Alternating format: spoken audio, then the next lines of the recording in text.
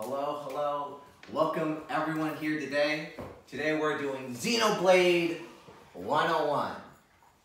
We're going to talk about the lore, the story, and the mind behind Xenoblade, Mr. Takahashi. Any questions? No.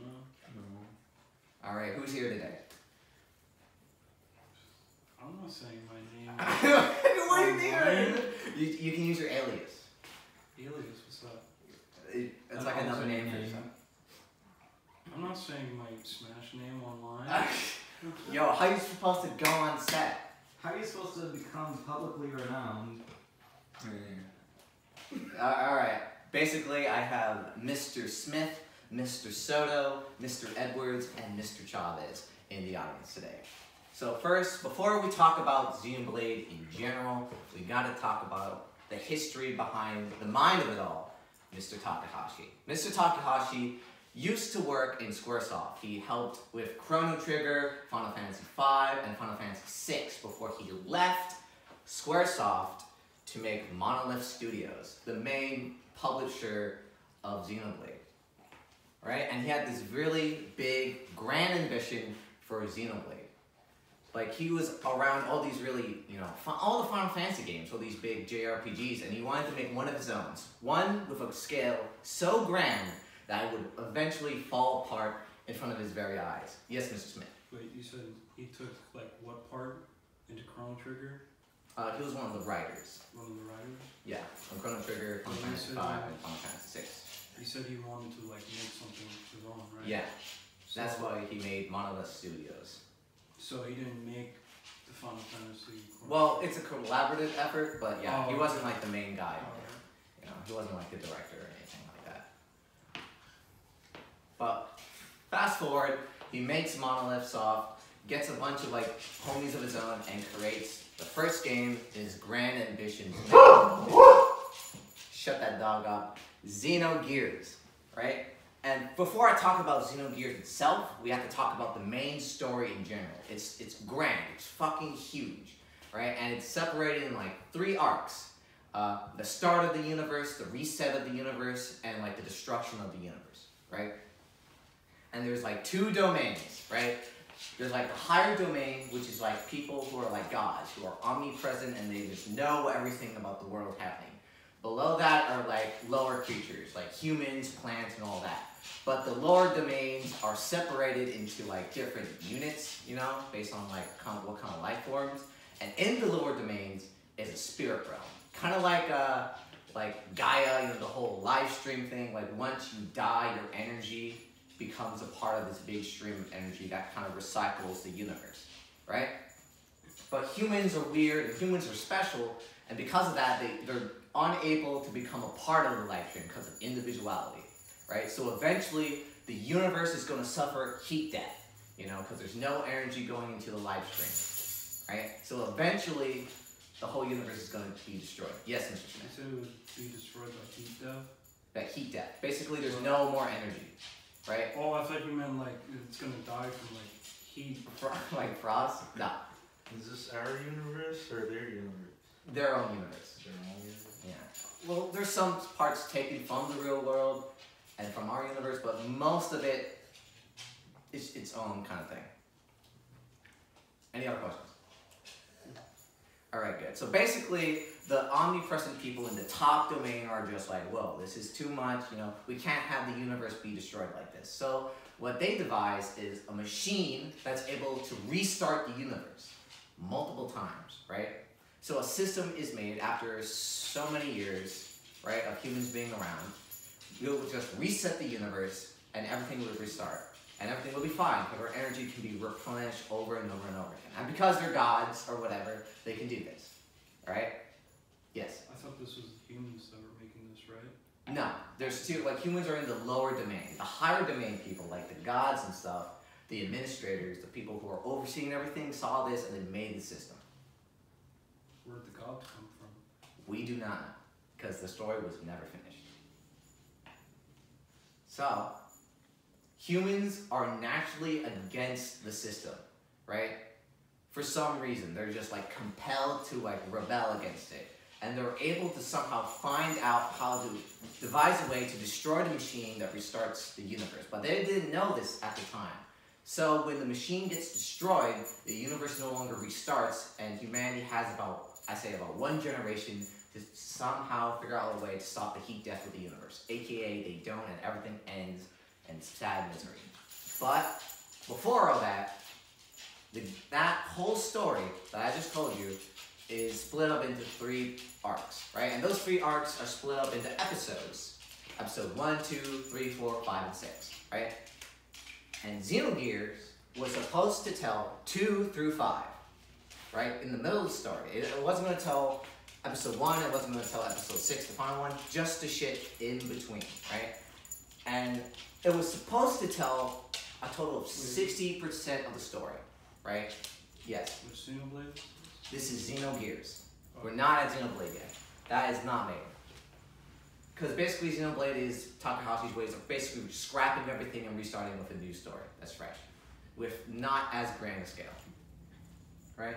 So Xenogears is supposed to tell 60% of the story, 2 through 5, right? The main parts of how the people stopped the reactor that restarted the universe. But what ends up happening is it only managed to tell 20% of the whole story, right? On top of that, it came out for the PlayStation around the same time with Final Fantasy VII. So it was a commercial flop and no one bought Xenogears at all, right? And this was a big blow to Takahashi and the development of eventually Xenosaga that's supposed to kind of retell everything in a different format. And this haunts the company for like almost the rest of the time before Xenoblade is made, a long time afterwards. So Xenogears is a flop because it's unable to tell the whole story, and 2, it just came out during a really bad time. So Takahashi decides, hey, whatever, I'm going to start a brand new project called Xenosaga. And the plan is to split up the story into 3 parts. You know, episode 1 tells 1 and 2, Saga 1 tells 1 and 2, Saga 3, 3 and 4, and so on, right? That's the plan. Yes, Mr. Edwards. How old is Takahashi around when he makes Xenogears? Probably around his late 20s. Yeah, a real bad boy he is. But unfortunately, that's the plan. It doesn't go as planned because what happened is Xenosaga 1 only tells 20% of story 1. Like, we're supposed to get through the whole story of episode 1, and it only tells 20% of that. So it doesn't even reach close to the 33% that it needs to tell the full story, right? And on top of that, it was a big financial flop too. Yes, Mr. Smith. Was the Xenosaga supposed to be one whole game or like multiple games? It was supposed to be multiple games. Oh, okay. But they had to cram everything into Xenosaga 2. So they told 2 through 6, and that was an even bigger disaster because, you know, for that, Saga 1 was a financial flop again. And the only good Saga game, or Xenosaga game, is Xenosaga 3, because it was able to tell all of episode 5, right? But after that, everything got canned, everything got canceled, nothing was able to work out. Yes, Mr. Soto. How come it wasn't able to, like, you know, tell everything they wanted to? Because it was physically too big. All the ideas, all the concepts, all the story beats that Takahashi had were just too grand to fit into one game. They're just too big. Like there's a whole sequence, a whole backstory, a whole arc, just how the main character got their weapon. That could have been a whole game in and of itself, but, you know, it had to be condensed into this giant project that's just never gonna work. Like, this would nearly take like 400 hours just to beat, you know? And at the end of the day, he was unable to fulfill his dream, so he had to can all of Xenogears and Xenosaga. Alright, so now we're getting into the fun part. Around, yes, Mr. Smith. So later on, does like Xenosaga ever like hold more relevance to the story? There's some parallels, yes. There are some parallels But to... overall, not Yeah. Overall, it's not really important, but it does kind of shape Takahashi's thinking on like future Xenoblades and future like games, right? based on like what happened to Xenogears and Xenosaga. All right. Yes. One more question. Are there any rules from Xenosaga that apply to the later series that they keep, or like they just Some like the idea of ether as like a live stream energy, kind of like in Xenosaga, you know, ether is kind of like that, but not as like compelling. It's not as like, oh man, if we run out of ether, the world's gonna be destroyed. Not. It's nothing that grand, but some key like magic stuff, some like systematic stuff is done like this. Anyway, Xenoblade 1 comes out around like around 2009, so it's like there's this big gap between Xenosaga 3 and Xenoblade, right? And all takes place on the world. The world's not really called anything, right? It's just this giant sea, and there's these two dead titans. There's this big battle that lasted for centuries between Mechonis and Bionis. One titan is only made of robot parts, you know, there's only robotic things that are born from Mechonis, and Bionis only has biological life. Who would have thought, right?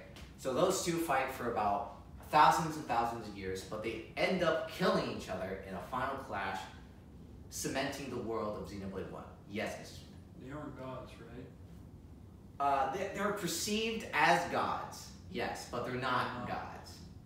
Gods, you know, they're not omnipresent. They're almost like beasts, you know, just giant beasts. All right. Okay, and the way stuff works, like their technology is based on this thing called ether, right? Which is just kind of energy that comes off the bodies of living things or mechanical things, right? Like for example, like if this dog here was in Xenoblade, it would have some amount of ether or energy it can tap into, right? And that ether is important because just like energy in real life, ether can be like researched and like predicted, and that's like a big thing for the Monado, right? And finally, let's get on to the main preface of the plot. Basically, after the two titans die, there's this big war between the inhabitants of Bionis and Mechonis, right? They both hate each other because they're not each other, right? And there's tons of factions under Bionis and there's tons of factions under Mechonis, but mainly those two fight and conquer each other. And like, it's kind of even, but it's mostly Mechonis kind of winning the war until someone finds a legendary blade called the Monado, right? I'm just going to talk about it as a weapon first, and then I'm going to talk about the mythos and what it means and what is the Monado. So basically, the Monado is like this strange sword, right, that is born from Bionis, right? Some people call it the soul of Bionis, but people don't really know what it's about. Like, they're losing the war so bad, the people of Bionis, that they're like, oh man, we need to get this legendary blade, the Monado, right? We need to get this, right? Or we're going to lose against these robots, right? Because the robots are so strong that regular weapons don't even affect it, right? So a research party goes and tries to receive the Monado on, I believe, the left hand of the Bionis, where all the mountains are when it's so frozen. And a group of researchers do find it, but they all instantly die. They open the door and they all instantly die, except for one kid, Shulk, right? So Shulk is then carried back from the research party and lives in the bottom shoe of the Bionis, I think, Colony 9, that's what it's called. Any questions? Yes, Mr. Evans. Where does this all take place? After the Titans die. I mean, like, what area? What area? Like, Okay, the mountain, when they get the Monado, is on the left arm of Bionis. And when Shulk goes back, he goes to the right heel of Bionis. oh, they're on? Yeah, they're on the Titans. The Titans are physically so big that people live on them. Oh, Yes, Mr. Smith. Just to be clear, Bionis is We're- the beast, right? Yeah, where humans come from. Yeah, we're the beast. Alright. So now they have the Monado, and there's this legendary hero. He's a total fucking badass. He kills everything. he has his hands on because he has his awesome blade. His name's Dunban, right? And thanks to this guy named Dunban, the war kind of turns towards the Huns. That's what humans are called the Huns, right? And the battle of Bionis and Mechonis kind of ends, you know, after this big struggle. But because the Monado holds so much ether energy, so much power, that Dunban becomes crippled. He can no longer use his right hand after the war is over, right? And fast forward a couple of years, right? Shulk is like a young man. He's around like 16 to 17, right? And he's a scientist. He's like a researcher, someone who looks into ether, right? And then he finds the Monado, and he kind of like, after Dunban comes home, he asks Shulk to take the Monado. And he's been doing research on it ever since, right? This is like a big thing. He has a best friend named Ryan. He's a big, buff, tough guy. He doesn't really do much in the story, but like he's really cool. Everyone loves Ryan, right? It's Ryan time, boys. It's Ryan time, right? Then the whole colony gets attacked. It gets attacked by the Mechons again, right? Oh yeah, those are the creatures that comes from Mechonis called Mechon. And they attack Colony 9 and destroy everything, right? And most importantly, they kill Shulk's future girlfriend, right? This is a big thing. Like Fiora, her name, dies in like the first couple of hours of Xenoblade 1. And it's like, oh my god, they kill Fiora. And Shulk goes on this almost, you know what? I'll give him red eyes. I'll give him red eyes. He kills people, real people. He wants to genocide every robot off of Mechonis. Like, that's his goal. Complete utter genocide. And Ryan, also hating robots, agrees, right? So they go on this big old quest to go exterminate every single Mechon on site. Eventually this finds like, you know, all kinds of misadventures. They get like weird dino beast people, we get weird bird people out of nowhere. That doesn't really matter. What matters is what happens after all that is done and when they finally confront the leader of Mechonis, Ego. Right? But first let's talk about what is the Monado. Why is the Monado so goddamn special that everyone wants to get their hands on it? One, it has like really, it's just a good sword, you know, it cuts through metal really good, but it has this ability to read ether. It reads energy, right? And because it can read energy, you can read where the energy is going to go in the future. Like, oh, that like white ether energy is moving this direction, right? And you can, it's basically master prediction. So that's how Shulk's able to get his visions of the future, is because he's able to read the ether space around him, right? And this is what makes the Monado such an amazing weapon, right? And saves him and the whole party throughout the whole game, is because he sees how the ether is going to move and he makes a prediction based on that and basically changes fate using the Monado. Any questions? All right, excellent. You okay, Mr. Edward? Yeah, it's a lot to take in. It's a lot to take in. Basically, boy with sword goes kill big robot. He leaves killing robots. Yeah. To do what? To kill robots. That's his. Just He wants to kill all robots because they killed his girlfriend. There's a big twist. There's a big old twist, right? Girlfriend becomes robot. That's right. Fiora's body is taken away, right, and reconstructed into a Mechon, right? And this is like Mechonis' big ploy to try to beat the humans, is by using human/robots. And because like humans, okay, the Monado is kind of strange, right? It has this weird like restriction to it. Like you can't kill anyone. You can't kill any living person, but you can kill like animals. That's never explained, and that's a weird plot hole in the game. Like you're not allowed to kill living things, but you can kill animals with the Monado. You're seen killing tarantulas. That's a big. Yeah, that's a big move. What counts as an animal? I don't know. I guess like consciousness, like it's that's never explained. But Shulk unlocks it by talking to someone named Zanza, right? And Zanza is this weird figure that no one really knows about. You know, he was like people call him the creator of the Monado. Some people even call him the Monado himself, right? No one knows who Zanza is, right? All we know is these ancient bird people, after the war between the Mechonis and Bionis happened, chained him up to a rock, right? So so Shulk's like, oh man, I gotta free Zanza, and open up the Monado. So after that, Zanza's like, okay, you're cool, I like you, and opens up the Monado, giving him Monado 2. You can kill, like, humans now. You can kill people now. And in turn, super mechons. Yes, Mr. Smith. So doesn't that make the whole like thing with like mechons, like making his girlfriend into a mechon, make it kind of useless? Yes. Like, now you can. Yeah. Yeah, that's like the whole plan. Yes, Mr. Soda. Then you forgot to explain why he needs to kill humans too. Kill humans. Yeah, that's what the face mechons. Yeah. Yeah, You yeah. didn't explain that. Yeah, I was going to. Be patient. I know you read ahead of the textbook, but don't worry, I'm getting to it. So basically, by making humans into mechon, right? The Monado cannot kill them because they're technically half human, right? And the Monado can't kill humans, right? So that's why Shulk needs to unlock the Monado to be able to kill humans, to kill face mechon. That's like the main gist of it, right? All right.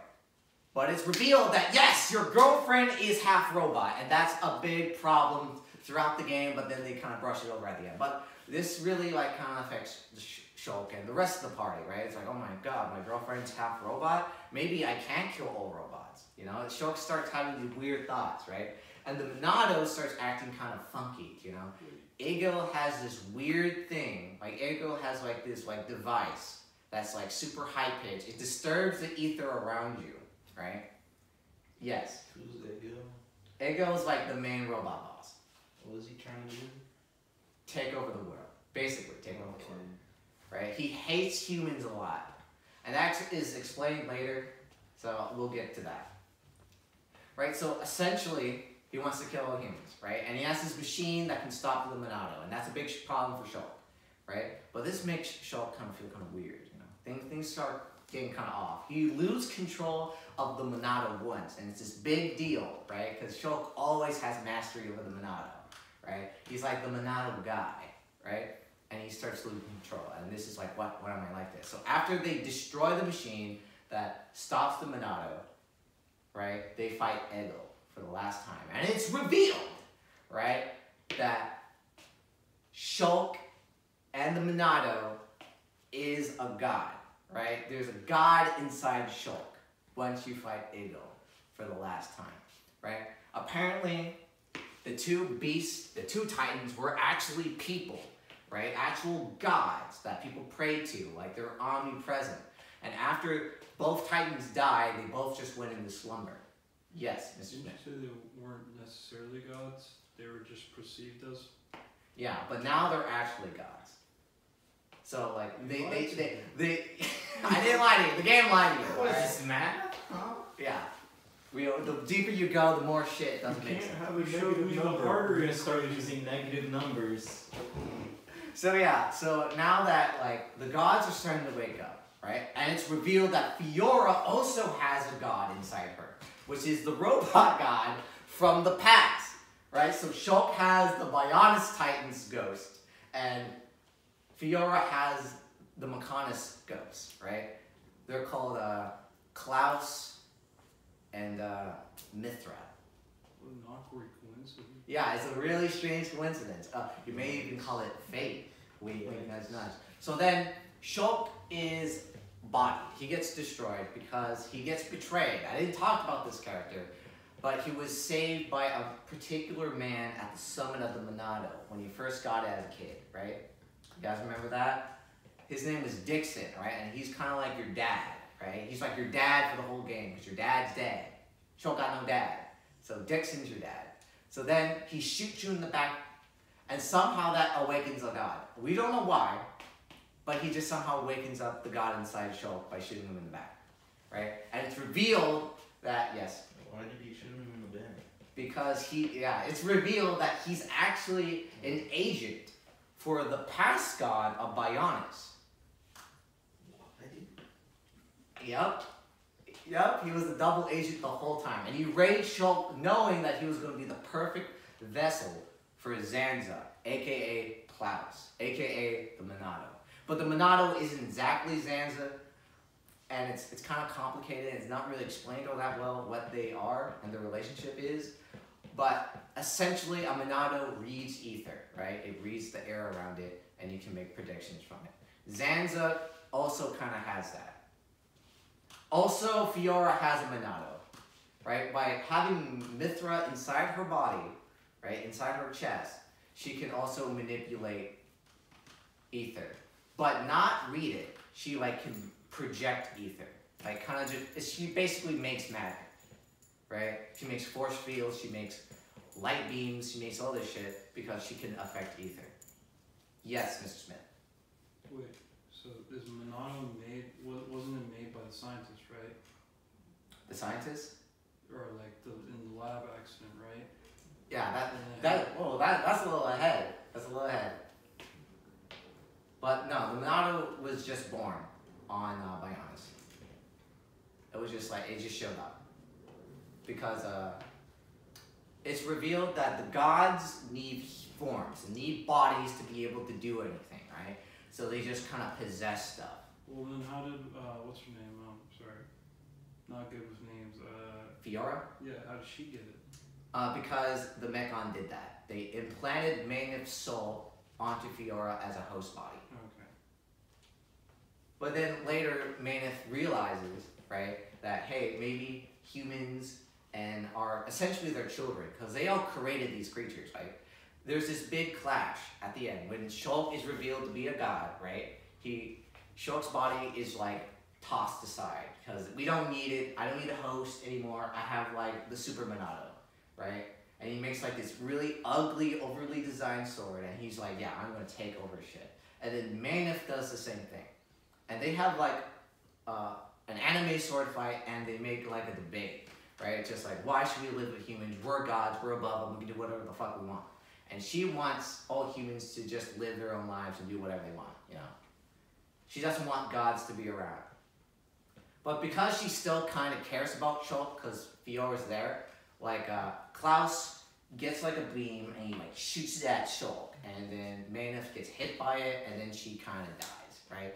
And then Klaus gets both Super Monados, right? So he can control time and he can control matter, right? And this is a big thing. But there's a way to beat him if we just like, it's not really explained actually how they know they can just beat him. They just kind of hope. But at this point, I'm going too ahead. Like right now, Shulk, he's dead. He's fucking dead. He's D-E-A-D dead. Because Klaus formed his whole life. When you got talking in class, that's minus 2 points, Mr. Soto. No. You got -2, dog. You know what, Mr. Smith, you've been asking so many questions, I'm gonna give you 5 points. Edwards, you asked some questions, I'm gonna give you 3 points. Chavez, you get nothing. You got fat goose egg. Yo, I have You got fat goose egg. I have like 3 points. Alright. Take it back to 0. But he knows this. Okay. You get a fat goose egg too. Alright. We're on the home stretch. Yes, Mr. Chavez. So, Shulk is a separate god from Klaus? Well, he's not a god. He was just a person. But that was possessed. he was possessed by Klaus? Yes. But Zanza is Klaus. Yes. And the Monado is also like an offshoot of Klaus, or Bionis, or whatever it is. Yeah. So how does that work? Are they separate pieces of Klaus? One in Shulk and then one in Zanza? And then whatever's going on with the Monado?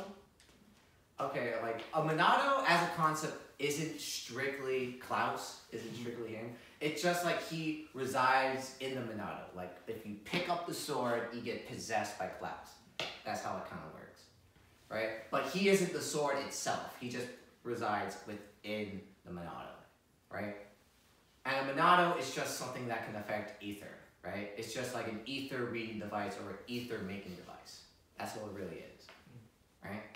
So when Shulk touched it as a kid during the research party to get the Monado, he inhabited Shulk. But because he was so weak from the battle between the Mechonis and the Bionis, he could not take over Shulk yet. Does that answer your question? Somewhat, I'll get back to you on that. Alright. Alright, so yeah, also revealed, Zanza is just Klaus, right? Zanza is like, what the giant was called, like, fuck. Ego had a best friend, right? And it was a giant, and he was from Bionis. Like, everything used to be hunky-dory between Bionis and Mechonis before the war broke out, right? And there was actual creatures in there, right? But they all mostly died when the two Titans started fighting. And Egil had this best friend, I don't remember his name, he's just a giant, right? But he picks up the Monado, and that starts all the bad stuff, all the war shit that happens throughout the whole game, right? Is that event, is when someone touches the Monado, which is basically Klaus, right? Because Klaus needs a body to inhabit, to like cause mischief, or cause to be a god, to rule shit. So he places the Monado there for someone to pick up so he can steal their body, right? So now they have to beat him, but Shulk's still dead, right? Shulk's gone, right? And he's just like, he goes through like this existential nightmare of like, what is fate? Was any of this my doing? Like, remember, he wanted to kill Olmecon, but was that him saying that? Or was it Klaus saying that to make him do what he wants to do, right? So he's questioning his whole existence.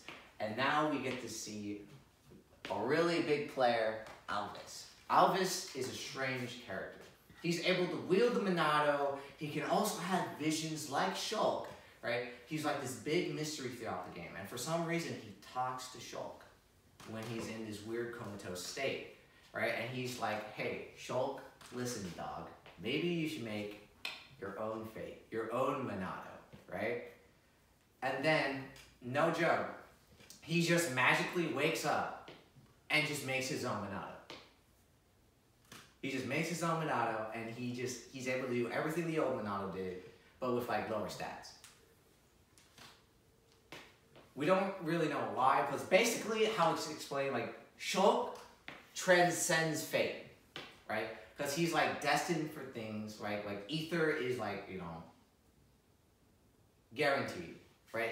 If this ether is gonna go that way, that's gonna happen, right? It's like cause and effect, basically. Yes. I thought he was dead. Yeah, he's dead, but he's talking to him when he's like dead. How does he wake up? Well, because like, I guess, because like since death, whoever's like an energy, right? Yeah. Oh, was it that ether stuff? Yeah, that ether stuff. Thing. So basically, yeah, he's just in like the live stream of Final Fantasy VII, and he just kind of like realizes that he can transcend fate, right? So he's outside of fate itself, and he's able to make his own Monado because he can just manipulate it himself. Like, he doesn't have like the blue visions like he has in the beginning again. He just like knows shit's gonna happen, right? Because he basically is a Monado himself now. He can just create a Monado, right? So they go to the main bad guy's lair, right? For some reason, Klaus has a lair, right? And he's just gonna like take over everything. And oh fuck, gotta talk about that. And there's these new enemies. Yes, Dominic. So Shulk is still dead, right? No, he just woke up because he transcends fate. And he Did has he get reincarnated or something? No, Or he's the just, same guy. Revived? Just kind of revived. Okay. Where does he revive? Where does he wake up?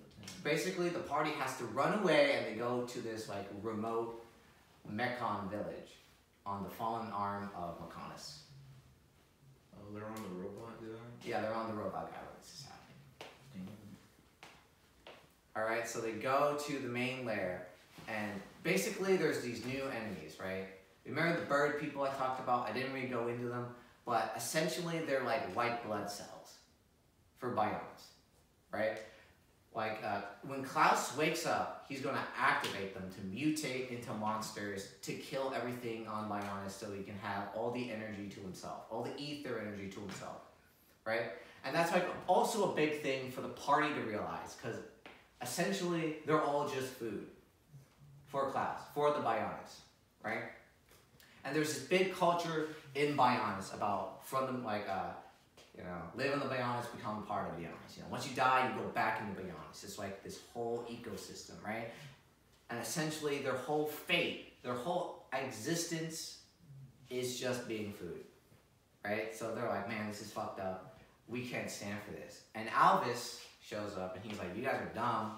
You know, this is your fate. You can't change it, right? But Alvis learns something from the party. It's how you determine that fate is important. And that's like the main theme of Xenoblade is like how you determine fate. Like shit's gonna happen. Like for example, we're all gonna die, right? But it's how we die is really gonna make meaning in our lives.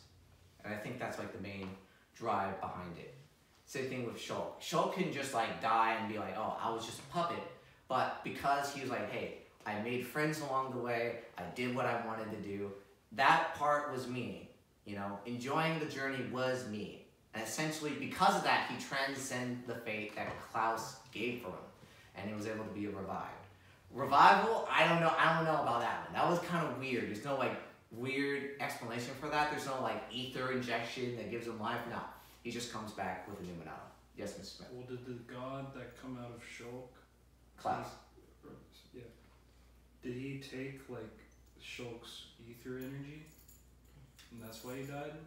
Well, Shulk has Did he, always been dead, right? Like as soon as like the research party went to the Monado, they all died, right? But he just needed a body, so he uses Shulk's body. But for some reason, Shulk still has his consciousness kind of there. But because Klaus left his body, all this shit that was running his body just ran out, and he died. So then they confront Klaus. Like this part's not important because this is when the game was like rushed out. Because like the final few areas are really weird and just like there's not a lot to do with them because like they had to wrap up the game kind of quick. Like there's a whole like area in the game that's just not used because they were just unable to finish it. Again, Takahashi's ambition kind of gave him the best of them. So he was like, fuck it, well at least we can have a product. So like the whole half of Xenoblade is like really good, but at the end things get a little ass pulley, a little rushed, right? It's not as cool. So Shulk just shows up, right? He Michael Bay's walk. He kills Dixon, right? Dixon's dead, right? And he was also like an Entia or whatever. He was a part of the white blood cell line. You know, he was an agent for Klaus. Somehow he knew about Zanza, he knew about Klaus, and he just like liked him for some reason. So he just spent time raising Shulk, and Shulk has to kill his dad, which is sad. But it's not really explained. So after that, he fights Klaus, you know, he's full anime boss battle mode. You know, he has 2 swords, he has his dumbass helmet, and he has wings. And Shulk's just like, we make our own fate, you know, lightning, Final Fantasy 13 style, and he just pulls out the Monado 3. There's 3 Monados now. Shulk makes it out of pure air, dude. Pure air, and kills Zanza, right? And it's revealed that all of this comes from 2 scientists. Alright, Alvis reveals this during the end of the game when Shulk is in like consciousness mode, right? There's this weird part when consciousness mode activates, when Shulk's like thinking to himself, or just like things are like kind of dapper or down. Shulk kind of like goes into this weird space place. And Alvis talks about him. He talks about the origin of the real world. Not just the Xenoblade world, the real world. And it started with 2 scientists. One named Klaus, and one named Mithra, right? And they were making a universe, right? Using an artificial AI, right? The experiment was not done, but Klaus the scientist is like, fuck it, we're gonna make a new universe, and I'm gonna be the god. So he presses the big red button you're not supposed to press, and then a universe is created, that being Xenoblade. And because the 2 scientists were the only ones who survived, they became Bionis and Lacanus. That's the origin of the whole world. That's how it was all created. Because 2 people wanted to make it a separate universe within a universe. Yes, Mr. Soto. I thought it was just Klaus. No, Mithra was also there. I thought she was trying to stop him. Yeah, she was trying to stop him. But he didn't care. He was like, red button, bam. And then Shulk gathers like all three Monados. Because his own thing is a Monado. And it's revealed that Alvis is the AI. Is the AI that was used to create the universe, right? And he's like, oh man, Shulk, that's pretty good. You collected all the shit, all the Monados, right? So now he can manipulate basically anything. So he can have like a wish, right? Fun fact about Alvis is he actually has battery life, right? This whole universe has like a strict time limit, right? So it's about to run out. So Shulk has to like, you know, think of a good wish. So he decides there should be no gods, and he restarts the whole world with no Bionis, no Mithra, no nothing. That's the end of Xenoblade 1. Yes, Dominic. And so the universe recharges, right? Yeah, it restarts. But it still has the same time. Yeah, but like people live through it. People will live through the next universe. Like everyone, all your favorite characters are there. You know, Ricky's still there, Gunman's there. But it's just like, so it's without... It's, yeah, without the influence of Klaus and all that. Yes. Does anyone know about like what happened in the old universe? Yes. Everyone has memories of that. Everyone did. Yeah. Like it's all just like they all just are living on one place. They're all living on Colony 9, and that's the only thing that's left of Bionis. Is that colony. And they're just kind of making a So life it's together. not like the world resets just without the gods or whatever. Yeah. It's just like it's still there, just like the things recharge, the universe is recharged, and the gods are gone. Yes. Oh, okay. You made it sound like Yeah, everything restarted. Yeah, my bad. And that's the end of Xenoblade 1. If you have any questions for like what happened, like what's going on? What? Yes, Mr. Edwards. Is the real world still there? No, it's gone. It's gone. It's just been like That was the overclapped. thing they used. Yeah, to I mean, like, did make it a separate new universe. or did it just? And basically, yeah, the ending means, you know, That's all I'm saying. fate is a definite factor, but how you decide that fate makes a person, right? So let's go on to Xenoblade 2. We're going to Xenoblade 2, boys. This one's a little more simple. Yes, Mr. Chavez. Where's Xenoblade X? Xenoblade Chronicles X? That is not a part of the canon. It's not play. It's not. And I tried. I tried looking for lore and shit like that. It's just a good game. It's just a good game. There's like the story's kind of whack, but the gameplay is like super cool. Yes, Mr. Edwards. How does Xenosaga connect to Xenoblade? At the moment, it's not, but it has some parallels. You know, the higher domain people, the administrators, the people who looked over everything, that is just like Alvis. Essentially, Alvis and the higher domain people are the same. Oh, so it's like a different universe? Yeah, it's but not really different. They're not connected at all, but it shares elements of that. Yes, Mr. Smith. Can you pass me the Dr. Pepper? So it's like the I'll same. pass you Dr. Pepper. It's like the same. I'll idea. pass you Dr. Pepper. Don't worry, dog. I got it. It's like the same idea, or like. Yeah, same idea. Same basic concept.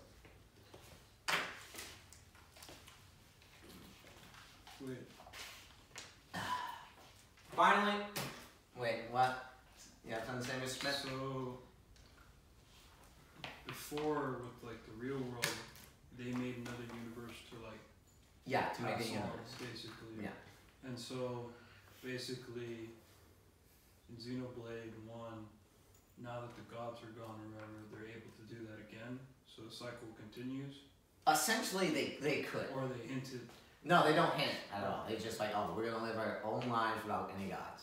No, like universe for setting bullshit. Also, another thing that's, you know, borrowed from Saga. You know, the whole restarting the universe to make things right.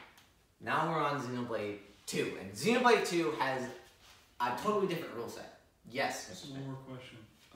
So was the real world part of Saga? Was that Saga? No. Okay. That would have been amazing if it was Saga, but it was not Saga. Sadly, it was not. Saga was never complete.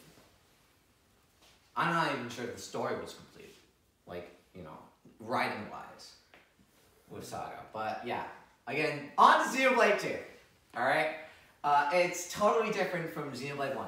in some respects. Ether is not even a thing. No one gives a fuck about ether anymore. You know, the whole like ether energy and shit, gone. There's these new things, they're called blades and titans, man. And instead of 2 titans, there's like 7. There's 7 titans that circle around this giant tree. There's water, but mostly the water is clouds. Oh, what? Are you talking, Mr. Smith? Without raising your hand? Ooh, those 5 points look good, huh? Those 5 points look good, huh? Minus 2 points, dog.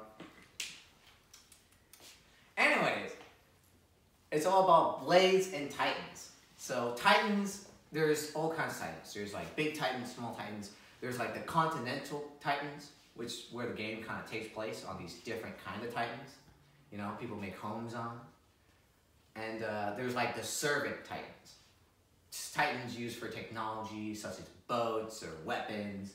You know, titans are just like these borderline slaves. They're borderline slaves. They're just slaves. You know, people can use. They're sentient. They talk. They have emotions, but they like heed the command of people.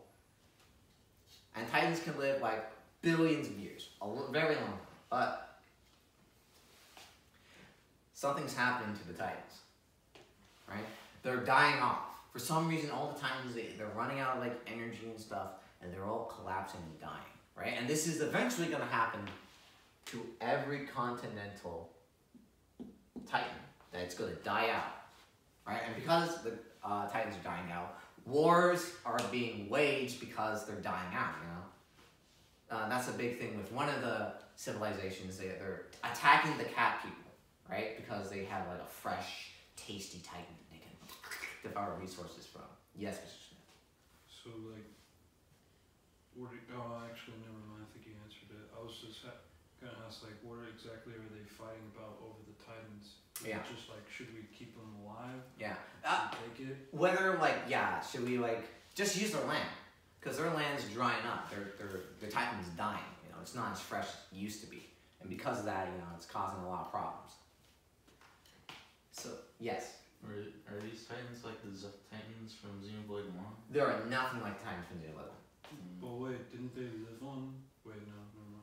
Yeah, they lived on the titans, but they're not sentient. There's no god for every single titan. They're just like creatures. They're kind of like slaves again. Any other questions? All right, let's go on to blades. Okay, blades are basically titans, but like they're also complicated. Basically, they are titans, but in like a different form, right? They come in these weird crystals. After a titan dies, right? There's a chance that something called a core crystal will be made, right? And you would get the core crystal and you would kind of bond yourself with that thing, with the core crystal, and pops out a blade. AKA kind of just like a weapon, kind of like a slave. We don't really know what they're made out of, but they're just kind of sentient creatures that just, you know, bows to humans, right? Kind of like titans.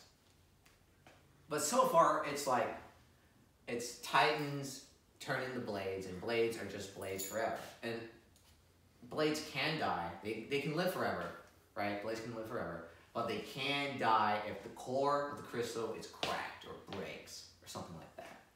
And every time a blade users die, right? Because they're all like, you know, biological, right? You can only have a blade if you're like a human and you can bond with it. If the bond human dies, the blade loses their memory. That's like a big point of contention that really separates humans from blades, right? Because blades can live forever, but they basically have to restart every time they're reawakened. Yes? Can anyone bond with a blade?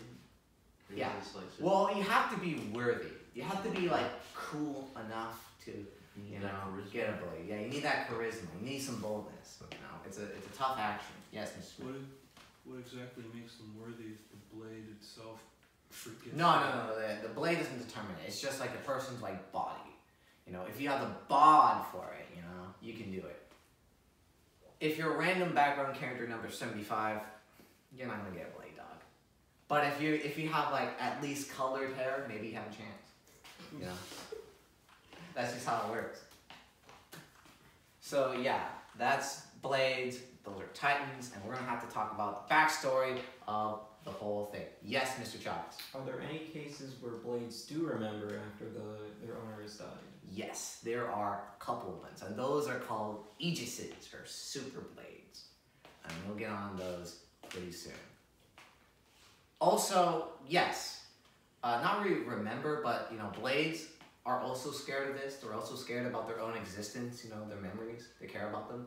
So some blades keep journals of their past lives, and then they ask very nicely for either the blade owner, also known as the driver, or like the driver's family, to like give them the information or the life they used to live before they separated from their driver.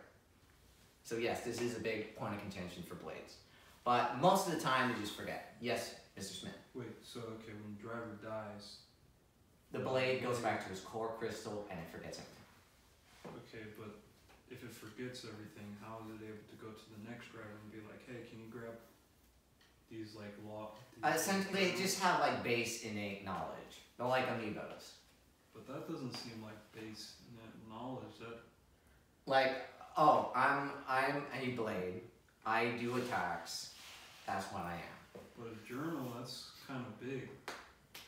What do you mean? Well, I mean, okay. But they wouldn't know about the journal. They wouldn't know about the They journal? would not know about the journal. But he said like, oh yeah, they. That's like their kind of- will.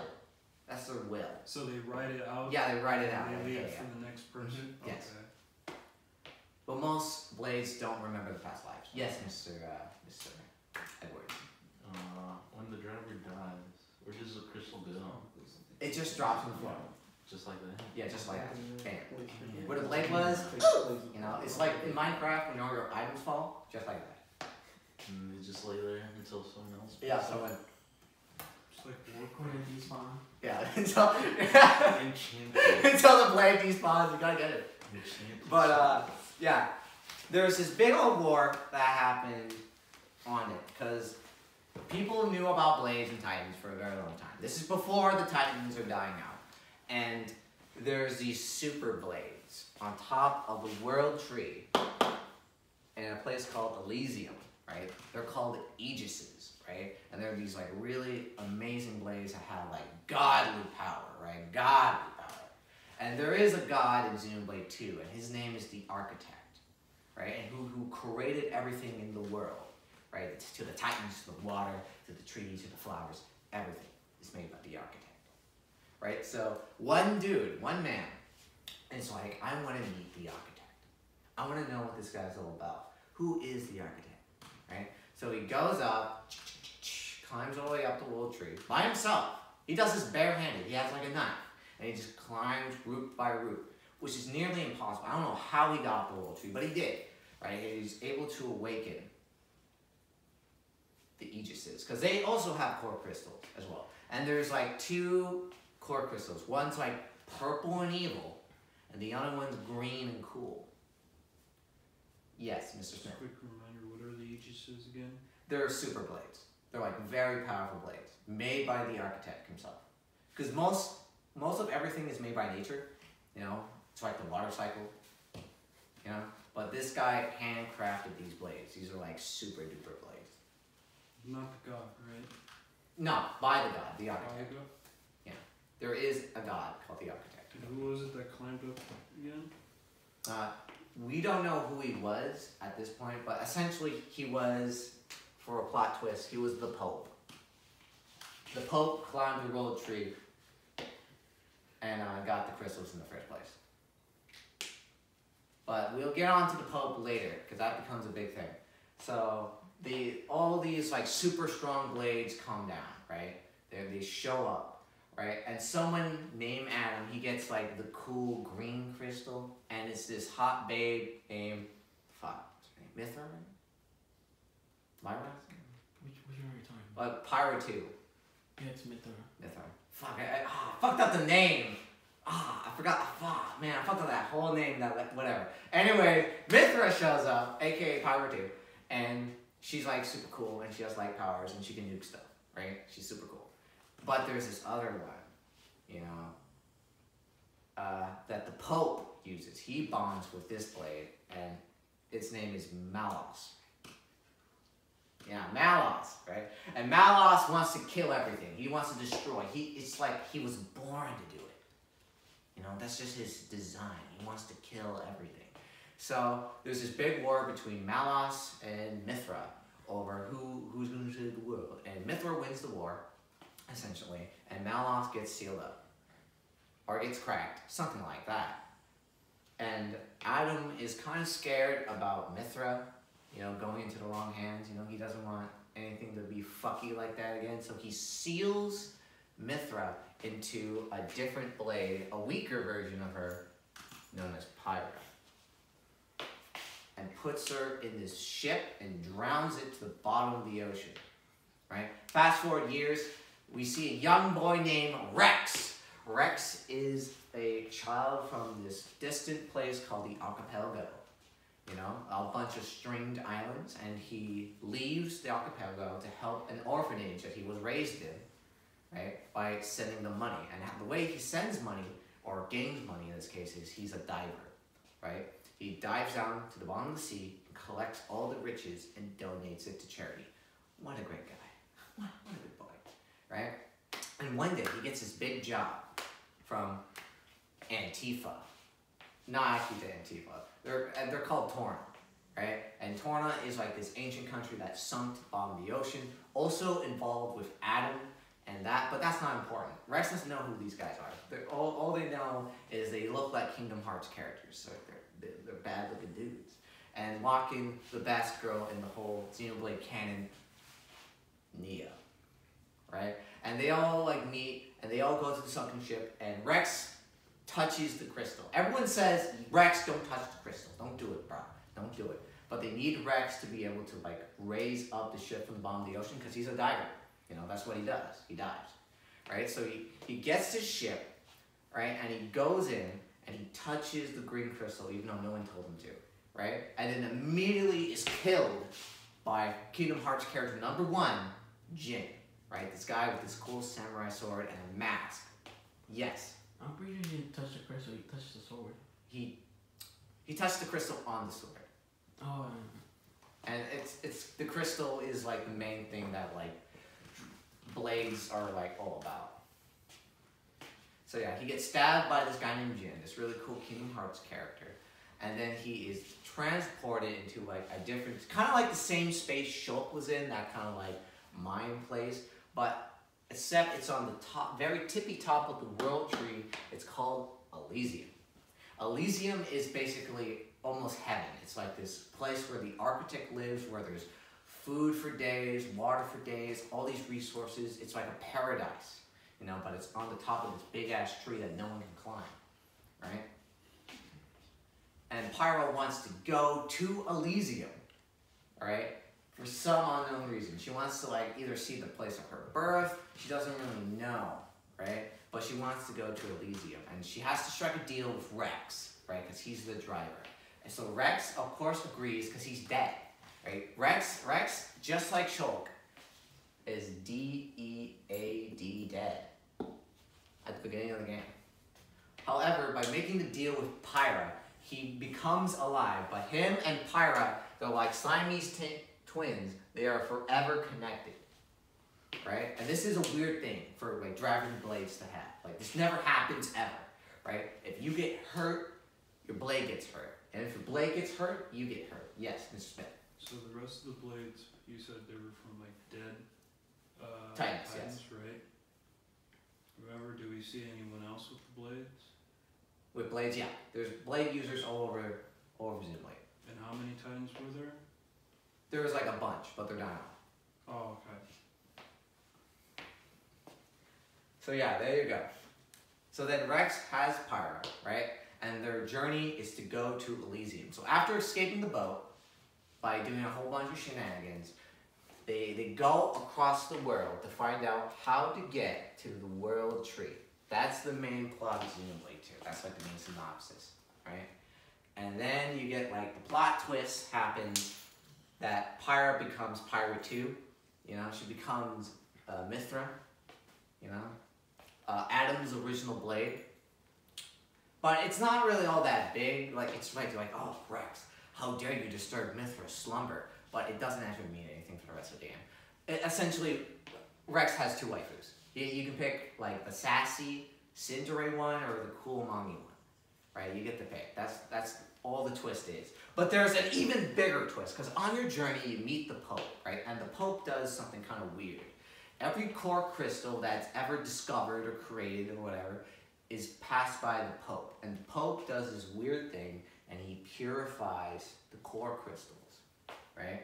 And it's like weird, like, oh, why do you purify the core crystals? And it's just like, it's like a whole business, you know?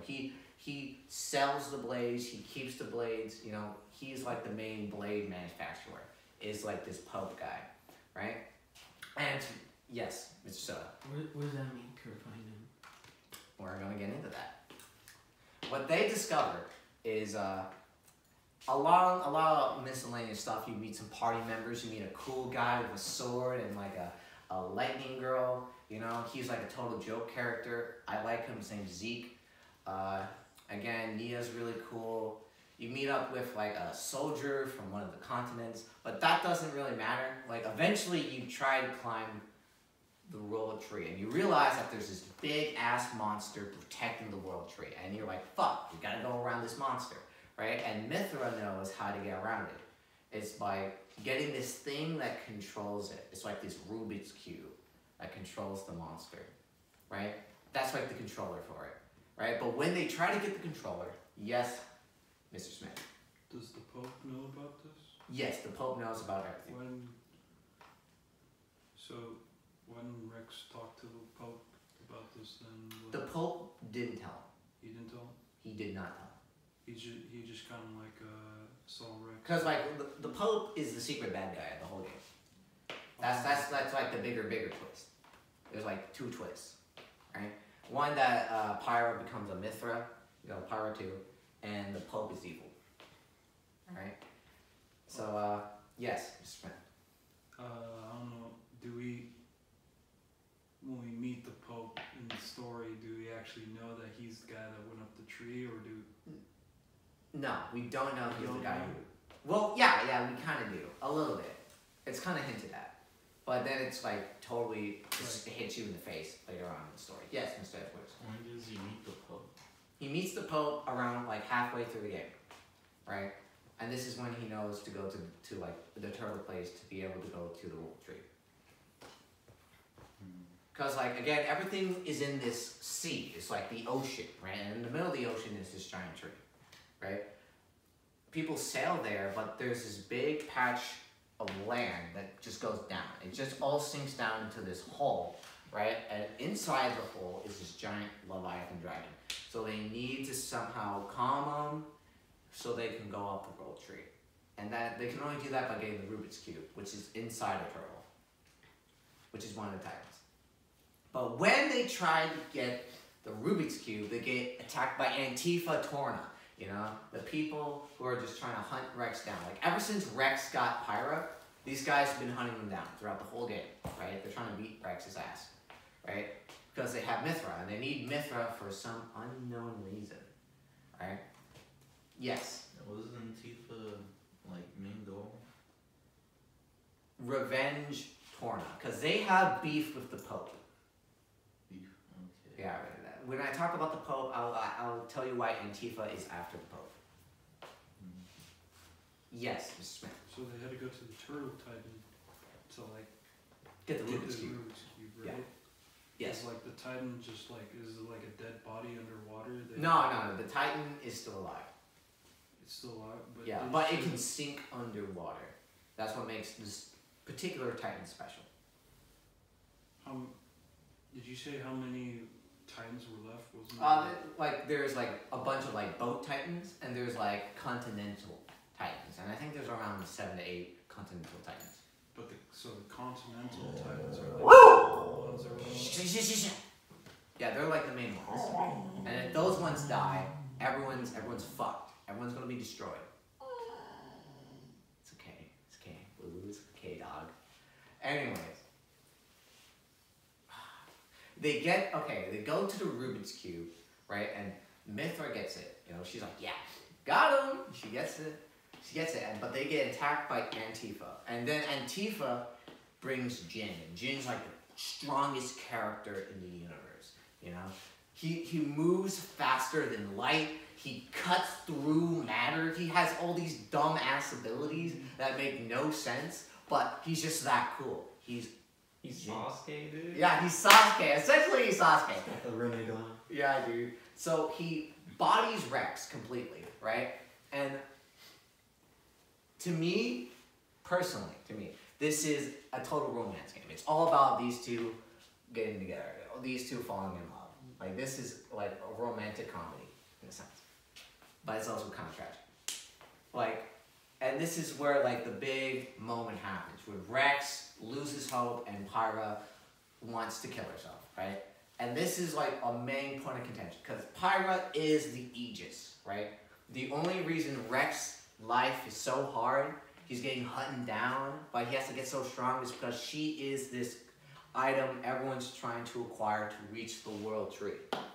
At least that's what Torna's trying to do with her, right? And they're always trying to track her down, right? And essentially putting Rex in danger. So she's constantly sad and unhappy that she's hurting Rex by forcing him to do this, right? But Rex is also extremely sad and hates himself for not being strong enough to protect Pyra or Mithra. He feels like the wackest chosen one in the universe. Like, he has this amazing blade, but he still gets his ass beat because he's only like 14, right? So both these people care about each other a lot, and they want to be around each other, but just being around each other and by the circumstances make them kind of resent it at the same time. So all those feelings are going through Pyra's head, and she's like, hey, listen, she can summon the Leviathan whenever she wants, right? So she like summons it under herself, right? And she like crosses her arms, and she's like, yeah, I'm gonna kill myself, right? I'm gonna fucking shoot myself with this Leviathan dragon. It's gonna kill me if you don't let Rex and my friends go, right? And she's like, I'll do it. And then she starts burning her own hand. And it's like the coolest thing ever. I'm like, holy shit, she's this serious about protecting Rex. So then Torna and Tifa's like, okay, we'll let him go, right? And Rex ends up in the turtle bar, like, because there's a bar in the turtle. There's like a whole civilization on the turtle. There's a bunch of Vikings.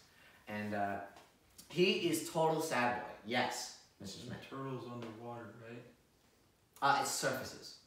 So it like... But yeah, the civilization is inside the turtle. The shell is empty. Is the turtle still alive? Yes, the turtle is still alive. How do you live? It's massive. It's massive. It's a big turtle. Yeah. So Rex is at this bar, and you get some of the best character moments with Rex. Like, throughout the whole game, Rex is annoying and he's boring and he makes you want to sleep. But then at this point, he's like, I'm gonna quit. I'm going back home, and I'm going to be a fisherman for the rest of my life. I'm not cut out to be a superhero. I'm not a shonen protagonist. I'm packing up the fucking bags. It's over. I lost the Aegis. The Aegis, the most powerful weapon. I couldn't use it because I'm that retarded. You know? He just hates himself vigorously after this, and he just wants to give up and go home. But everyone in his party literally beats him until he keeps going. Literally hits him, you know, JoJo Part 5 style, until he's like, all right, I'll keep going, right? And it's revealed that there's another way. There may be an even cooler secreted blade. The super duper duper blade inside the archipelago where Rex lives, called the Spirit Crucible, which is the coolest part of the game, right? Totally non-biased part right here. The coolest part of the game, it means so much. You get the best character development with freaking Nia. You know, it's revealed that she is an eater. Eaters are also important. We need to explain. Eaters are basically people who eat blades. You can eat a blade, and it becomes a part of you. You become half human, half blade. Is there something wrong, Mr. Smith? Yes, Mr. Edwards. What's the difference between eating one and like bonding it? Yeah. Like the power. You kill the blade by eating it. But what's the benefit? You have all the powers of the blade. does it, like, when you eat it, it possesses you? No. Or is No. You just No. have the power? You just get the power. Is this the same power? Yes. do you end up turning into a core crystal when you die after eating the blade, or? Sorta. There's tons of weird side effects. Like Jin is one of them. Jin is actually an eater. Actually, okay, Jin's even funnier. Cause oh fuck, I can't say that yet. Anyways, yes, you can eat a blade, but there's some side effects, right? You hurt a lot. There's like your body starts kind of twitching a bit. You know, there's definitely problems with eating a blade. That is true. Yes, Dom. Do they need to eat it to survive, or No, well, it's just like for power? Both. Like, let's say my blade's out. You know, they stabbed my blade and they cracked it, right? So it's about to break, right? So I'm like, fuck, I gotta do something. So you eat your blade and like, and you get your anime powers. But however, you kind of just lose your humanity by doing that. Can anyone eat a blade? Anyone, well, yeah, it's the same thing with having a cool haircut for wanting a blade to bond with a blade. You know, only certain people, a lot of people die from the process. Like, it's a very rare case for it to work, but you can do it. You can become a blade eater. Yes. Any questions? I had another one. So eaters aren't specifically a race. It's just like a group of people. Yeah, that did a certain thing. Okay. Are we good? Yes, Mr. Chavez. Why are they able to eat the blades? We don't know. You don't. Yeah. We don't. It's never explained. I guess because you can already bond with it, and I guess it's like a super bond. Not explained. But it gets even crazier, guys. This is just the tip of the iceberg, boy. It gets even crazier after this. So after all that, it revealed Nia ate her sister. Her sister was a blade. Yum, yum, yum. She ate that shit. And became like half driver, half blade that Rex can now use. And it's the coolest part. You literally objectify her as a woman to own. It's freaking awesome. And this part, there's this part. When Nia has feelings for Rex. It's so clear that she loves and cares about Rex, right? But, you know, Rex is always with the bimbo, right? So she doesn't have a shot. But the bimbo's gone. The bimbo's donezo, alright? So she's like getting more and more emotional. Because she's getting like, okay, the cool thing about the Spirit Crucible is it hurts blades. Because there's not enough like ether. That's the only time ether is like ever used. Is blades kind of need ether, and this is like the only place that doesn't really have a lot of ether. It's all being kind of sucked in by the Titan. That's underneath the bigger Titan. Yes. I thought ether was gone. It's not gone. It's just it's pushed so back that no one cares about it anymore. But they bring it off this one time. It's like homo. Yeah, it's like homo. Exactly like homo. Yes, Mr. Charles. So what happens with the super duper crucible thing? Does Nia eat it, or No. take it? She just reveals that she is also a blade, right? She is an eater, right? And she's like, Rex, I love you. And Rex is like, huh? And he's like, yeah, Nia, I love you and all my friends, right? And it's the funniest part of the whole game to see Nia get fucking friend zoned like that. And afterwards, he fights Shadow. He fights the Heartless, all right? There's like these Heartless guys who look like Adam. Right? Adam kind of exists. So he's like a shadow figure, and he's like, you know, stabbing people. And it's a big obstacle, but Rex goes through it by realizing, you know, he has a premonition. Maybe I should talk about my feelings with my girlfriend. Oh my god! Right? That's basically the big reveal, is there is no super duper duper blade. Rex just can't fuck up this relationship with Pyra and Mithra. That's what it is. That's what he learns. But I like it. It's very well done. It's like a premonition. Just like, this is how you become a real driver, right? By taking her pain into yours, you know? Because she wants to die. The whole thing about Pyra and Mithra is they want to die because they suck. You know, they exist, they hurt people. But Rex basically has to chat up and be like, it's okay, I can make you happy, we can make this work, I got this. Just, we have to trust in each other, right? So he goes back to the road tree, knowing this knowledge, and he's using Nia. Well, if you're a fucking dummy, you don't use Nia, you use a different blade, but, you know, just use Nia, because she's cool. Yeah, Mr. Smith? Is the dragon still asleep? No, it's now being controlled by Torna because they captured Pyra and Mithra. They have the Rubik's Cube. So then Rex rushes to the World Tree, right? And there's this whole memory thing that's like really fucking lame. Like Pyra doesn't remember Rex because like Malos fucked with her memories. Immediately gets snapped out because Rex goes Super Saiyan and he becomes the ultimate driver.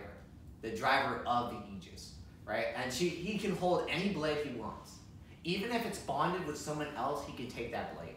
Because he's that much of a check, right? And he tells Pyra and Mithra that I love you, we can make this work, I trust in my ability. And they're like, shit, you're right. And they come right back, right? And the party's whole again, and they start climbing up the World Tree. Yes, Mr. Smith. Was the reason why Pyra lost her memories was because she was ripped from Rex? They weren't ripped. They weren't? No, they were still kind of bonded. Then how did she lose her memories? Because Malos, the evil Aegis, he has like weird powers and he's just kind of like electrocuting her. But you know, again, it doesn't mean anything. It doesn't lead to anything. There's no lasting effects. That might as well not even be in the fucking game. So they go up the tree and it's revealed, right? Because the Pope attacks the tree. The Pope's trying to destroy Elysium, right? Because it's revealed that he was the dude who climbed up the tree, right? But you told us. Yeah. And he shoots everyone down, and everyone falls down the tree. Everyone goes to the bottom of the world. And at the bottom of the world is actually another Titan. Torna. And that's where Torna gets the name. It's a giant fucking whale that's already dead, right? And it's, again, revealed that, yeah, there's zombies there. There's zombies there. There are just regular people. Like, people existed in this dimension, but they're just not around anymore. They're all zombies. Yes. Where are these zombies? It's kind of complicated. It's gem shit. Essentially gem shit. They're underwater, right? Yes. Well, kind of. Remember this Cloud is... Sea. Yeah, it's the Cloud Sea. And there's like layers of the Cloud Sea. Like, there's the surface, there's the water, and there's the city under it. And the surface is cloud, right? Yes. And then there's water. Yes, Mr. Edwards. Who's this whale Titan? Yeah, it's another continent that died off long ago, but from unnatural causes. It's revealed that the Pope killed Torna and all the people on it because he's actually fucking evil, right? He had a shitty life and he wants to take it out on the world. And it's heavily implied that because also the Pope was also the driver of Malos, you know, the evil Aegis in the game. He corrupted Malos to be who he was, or who he is now, right? This creature who only wants destruction, right? So, the Pope is evil, and it's revealed that the water cycle is real. That there is a cycle between Titans and Blades. Because Blades are supposed to turn into Titans. That's what that means, so don't ask about it. But because the Pope purifies them, they can no longer turn into Titans. So the cycle is never continued. That's why they're running out of Titans, because no new Titans can be born because the Pope is purifying all the Blades and stopping them from becoming Titans. So it's like a Digi-World egg? I don't know how Digi-World eggs work. You're not allowed to wear the suit and tie and come up here and explain all that to me. But essentially, that's what it is. That's what it is. Oh. So it's just like when they die at Mega, they become the egg. Yeah. And core crystals can become Titans, but because they're purified, they can no longer become Titans. The water cycle cannot be complete, and that's why there's so many Blades, but not enough Titans. Because of the Pope taking all the core crystals and purifying them so they can't become Blades. Yes, Mr. Blades. So Antifa people were good? Or... Somewhat, but their methodology is fucked up. Just like the real Antifa. They're just dicks? Yeah, they're just dicks. They're just dicks. With like... Weird superpowers, yes. And just then, on the World Tree, when you climb up, you actually play with Jin. Jin's with you when you come down. So you and Jin, you know, he's in your party, dude. He does his cool enemy moves, right? You get to play as Jin, and it's the funnest part ever, right? But then he immediately leaves your party, goes back to Torna. And it's revealed when you climb back up the tree from the bottom of the whale. You know, you go climb your way up from the roots all the way to the top of the tree, that the tree isn't actually a tree. It's a tower. It's an electric tower with robots in it, right? So there's random robots in this tree. It was my least favorite part of the game because all this cool, like, biological stuff, now it's just a fucking robot. It's fucking lame. But you go up the tree and it's revealed that Jin is also an eater. He's a flesh eater. He ate his host. He ate his driver and became a blade/human of his own. He's a reverse eater. Okay. Yes. Yes, Mr. Soto. Wasn't she frozen? Her body's still there, but he like essentially ate his soul.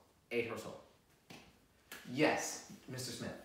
Okay, but if he ate the host or whatever, shouldn't he also forget? No. That's why he can't forget. He keeps all his memories, but she's dead, right? He loved his driver so much that when she was about to die, during the war on Torna, I forgot to mention this, the Pope declared war on this continent, right? And sunk it. Yes? What if he, like, digests her and shits her out? What happens if he bores her? No, there's no bore in Xenoblade, don't worry. He just kind of just like sucks up her soul or something and becomes a flesh eater, and he can't die. But he has a lot of weird side effects that happens to him because he's half human, half blade. And he keeps her body frozen for some reason.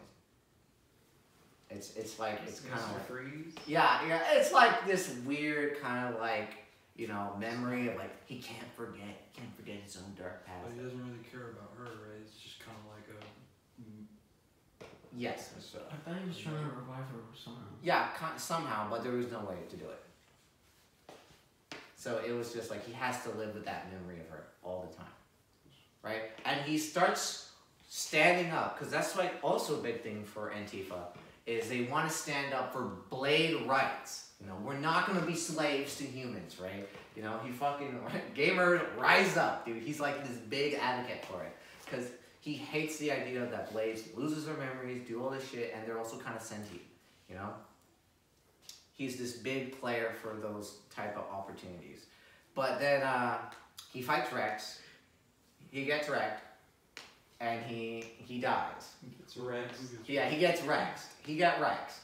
But he tells you the whole anime backstory. And then you fight the Pope. The Pope shows up, and he eats like a bunch of shit, right? And he becomes like this monster, this fucking beast that tries to kill Rex, right? And then you see the Pope's sad backstory, right?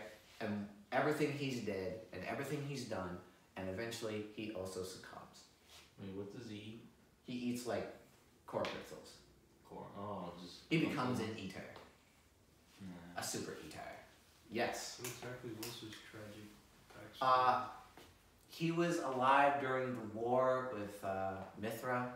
He was no, it was just some random war. It was in some random war, and his mom died, and he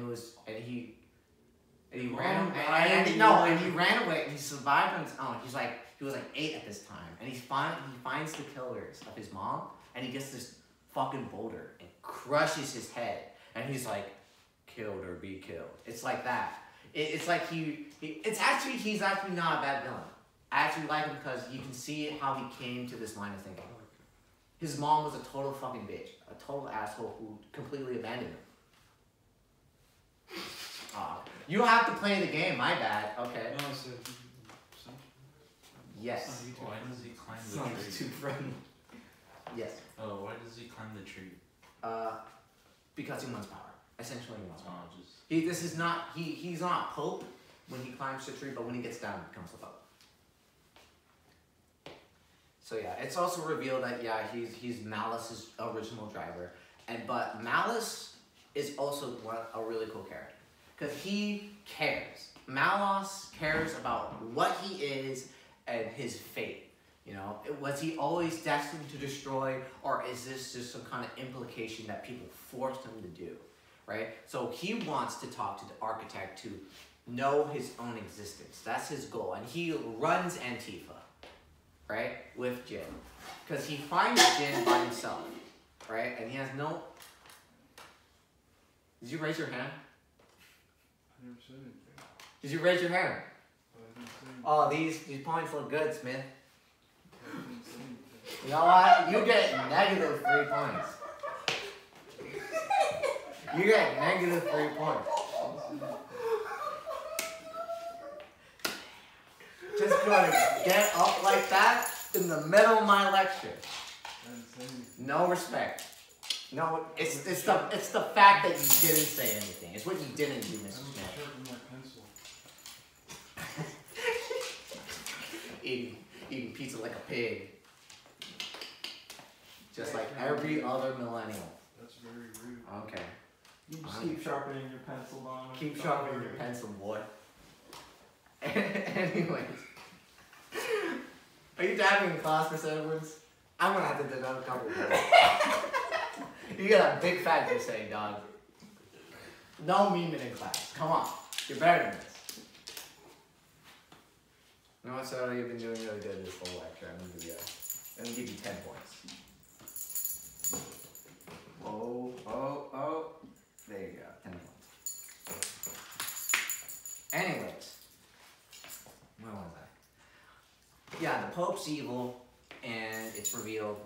And Malos. Malos is the coolest villain because he sympathizes with Jin. Like, Jin only wanted to live in peace with his driver, right? But the fact that he couldn't kills him inside. And he has to keep the promise he made to his driver. Always remember who I was, you know? Because that was his driver's greatest, like regret. You know, like, if she dies, Jin forgets everything. So she asks Jin, please remember, you know, when I go away. So he keeps the promise and eats her. But because of that, Jin is haunted for the rest of his life. And Malos sees this as injustice, you know, for Jin, for keeping those feelings, you know. And he takes it out with God and the architect and the world in general, right? He sees this fucked up shit happening in the world and he wants vengeance for it, right? And also, is it his fate to, like, destroy things? He hates himself for being that kind of malevolent. So he talks to the architect. He doesn't kill him. He talks to him. He's like, am I what you intended to be? Right? Am I what I am?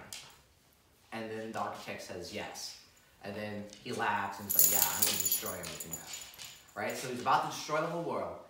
Right? And then Rex and Pyra reaches the architect. They reaches Elysium, and the whole party believes in Rex. Everyone loves Rex, right? Rex is the coolest dog ever, and people throw away everything betting on Rex. Zeke doesn't become the prince of his kingdom because he believes in Rex and Elysium. Moraldang's greatest captain, she believes in Rex so much because it could be resources for her country. She's very nationalistic. Also Nia also believes in Rex and wants the best for him, so she follows him all this way. All these people believe in Rex and just want him to succeed. And when they get to Elysium, it is a fucking desert. It is nothing like you saw in the vision with Pyra. It's nothing. There is nothing there. And everyone stops believing in Rex for 1 second. They're like, what is wrong? I went all this way for nothing. I threw away everything for nothing because I believed in it. And Rex is also mortified. He's like, what is this? What's happening? This isn't Elysium. This is not what I saw. So they all go into the church at once. And Rex seizes the vision, sees this weird vision, an optical illusion of every party member and their true feelings on Rex. And it's brutal. You know? Nia hates Rex and resents him for picking, yes, Mr. Soda? Is it actually the true feelings or is it what he thinks? Yes, they're true feelings. But it's not the whole of it. They still love Rex. But he's only seeing like this, like, they're kind of like shadows from Persona. Like, they're shadows. You know, they're true selves that they don't want to reveal to Rex. Yes, Mr. Smith. It's a shadow. You're gonna have to go to the Persona lecture for that. It's about next week. I think I have a couple guest speeches. Oh, Mr. Chavez? That's gonna be -0. You don't even exist on the board anymore. I mean, I guess I shouldn't be here if I don't know. No! I kind of feel it, bro. Wow. You're What do you mean? being on people. I'm being on people. I'm being extremely generous. All right. I'm answering everyone's questions, and you guys just -3. You got out without permission. -9, bro. What the fuck? -9. That's just a 0. That's just a 0. That's a big fat loose hair. No, I'm gonna be pretty good. It could be a 10. I don't know what this is based on, bro. This kind of seems like you just put a number. Exactly. No, this is completely serious. I am dead serious when I do these grades. I sacrificed everything to be in this classroom today. All right. You best respect it. Okay, Mr. Smith. Are you an adult? Do you have a job? Are you a professor? That's very personal. Why don't you stand up here and try to do my job, huh? That's very Mr. personal. Clown? Yes, Mr. It's hard to focus with all these interruptions. No, it's hard to focus when you have a scoreboard that's just it just goes. Okay, listen, Mr. Smith. I don't talk to you. Okay, we can talk about this after class. All right, you can state your grievances after class. Lulu hit the Oh no! Damn. Mr. Chavez, what did I say about animal abuse in my class? I didn't do anything. Oh my God, that poor dog's scared. That dog is terrified. Oh no! Damn. Oh, look at this poor dog. Come on, Lulu. It doesn't just. It's like a force field. The dog physically can't do it. God, Mr. Chavez, you gotta be nicer to your blade. Come on. She just went ahead recklessly, you know, recklessly. You gotta get that 800 attack, you know. So Malos wants to destroy everything. He talks to it. Yeah, Rex basically fights everyone's feelings, everyone's shadows of what they think he truly is, right? And he gets over it, you know, and it's revealed that it's all a vision by the architect. The architect was making that. And the architect looks weird, you know, he's just like this floating figure, you know, he's crossing his legs, and half his body is gone. It's like a black hole sucking half his body, right? And we don't know why that's happening, but it just does. And it's revealed that, yeah, he created the world, he created blades, he created titans, blah, blah, blah, blah, blah. AKA, Rex, you're cool, save the world, right? So Rex goes to try to save the world, right? And he has to beat up Malos. So Malos is this big, tough guy. It's an easy-ass fight if you grind up. So you beat Malos, and it's revealed, you know, maybe he didn't want this the whole time. He actually had a will of his own, but he was kind of scared to admit that because of the implications of that. So Malos, again, also succumbs and dies, you know. People just die all of a sudden. It's out of nowhere. Like, the beginning of the game is anime bullshit until the end. It becomes like a real Xenoblade game. And I totally forgot that, Mr. Smith, I'll give you 100 points if you can draw Pyra 3 on the board right now. I don't know what that looks like. She has a ponytail. That's it. No, she doesn't. Yeah, she has a ponytail. Pyra 3. Can you hand me the board? Numa. Her name's like, physically hands you the board. Yeah. It's like a nickname, bro. Nah, her name's actually Numa. No, they never have like an official name. Yeah, they do. Really? Yeah, because it's also revealed that they're just computer programs, remember? Oh yeah, yeah, the architect explains that, okay, the board's going down for a sec. Can we take a break? Can we take a break? No breaks, alright. No breaks. No, 5-minute break. Alright, everyone, get up. 5 minutes. We can just cut this footage, right? Just Just keep it rolling. So- Just keep